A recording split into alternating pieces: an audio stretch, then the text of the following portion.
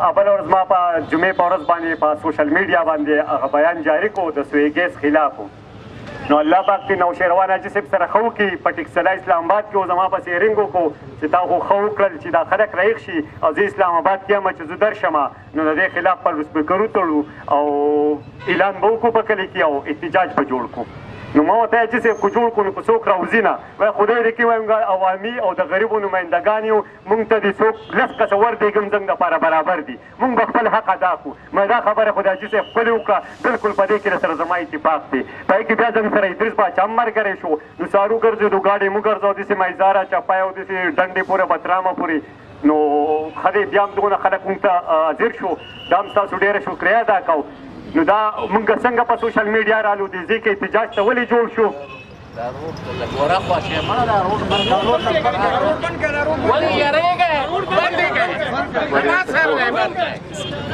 داسې حکومت دی د دې نه خو د جنکو حکومت ښه دی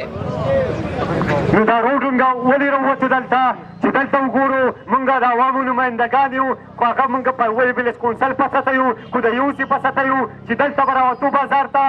داسې غریبانان رالل چې والله زما پې زړه درد وکړو چې چا وی یو غریب بابا غوندې مو لیدو وایي زه د چوکیدار یم پرایویټ 15,000 روپۍ زما تنخوا ده او بله په 27,000 روپۍ راغلی دی په سترګو کې اوښکې رالی ما خدایه پاکه اوس دوله ورکړو که دوله ورکړو چا له چانده وکړو څه وکړو کوم ځای ته اواز اوچت کړو څه ونه شوه دغه مې وسو لرم په سوشل میډیا مې بیان جاري کړو چې دا ظلم دی د دوی بغاوت کوو د دوی حکومت څخه بغاوت کوو د عمران خان بغاوت کوو چې ظلم یې کړو قرضې واخیستې او د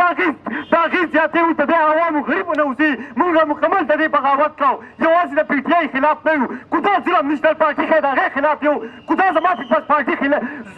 پیپلز پارټي ظلم کوي د هغې خلاف یو که جماعت اسلامي ظلم کوي د هغې خلاف یو په چا تنقید نه کوو که چې څوک ظلم کوي زما ملک ته نقصان رسوي زما عوام خفه کوي زما په عوام باندې مهنګایي راولي نو د هغې خلاف یو خو هغه هره اداره ده خو هغه څوکۍ ده خو هغه هسپتال دی خو هغه سویګیس دی خو هغه ابدا دی چې ظلم کوي نو خلاف یو خو هر سړی د خلاف یو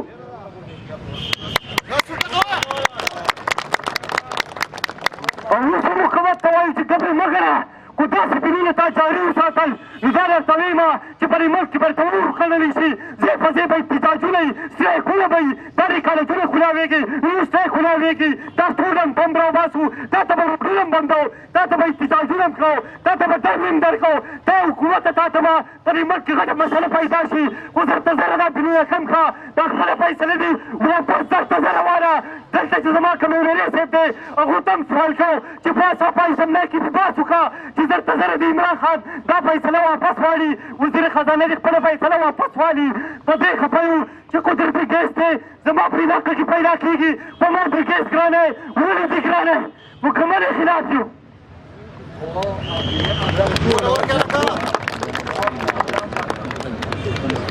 داسې خو څنګه یې ځنډه چې د لا صرف په سوی ګیس ته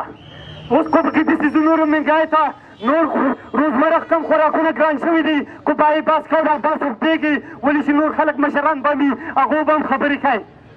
دلته داسې کسان دا هغه وایي پلې نور څیزونه هم باس وکړه خو هغه تاسو ته پته ده چې په دې ملک کې داسې یو شی نشته چې نه دی ګران شوی خو د دې ګیس دا ډېر ظلم دی چې 30 او 40 او 50,000 روپۍ بل راغلی او دا کم خلک وایي چې زما پسې 1000 روپۍ راغلی 500 راغلی نو دو ته هم زه وایم چې تاسو مې انتظار کوئ په بله میاشت کې به خو ستاسو نن چې په چا پسې 30,000 راغلی دغه 30,000 به په تاسو پسې راشي دا د قشم په نمبر به راولي راپسې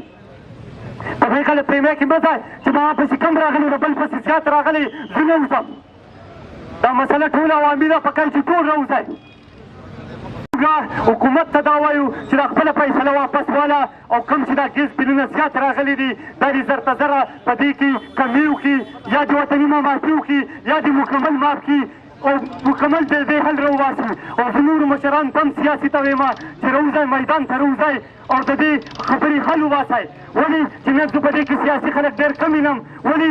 چې دلته الیکشن شي بیا وایي زه خو د غریبو نماینده یم ما له خو د غریب د غمه خوب نه راځي نو اوس په دې ټیم کې راوځه که نه سیاسي د دې غریبو لپاره اواز اوچت کړه که نه ورځېږه زموږ سره وګپه وکړه زه څنګه د غریبو نماینده یم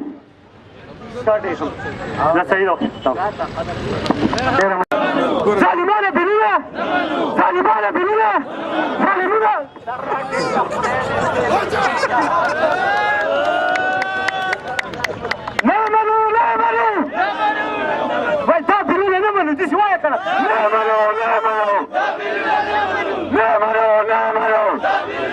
أخوة إنما لا يسوي كي دبرت ما تليه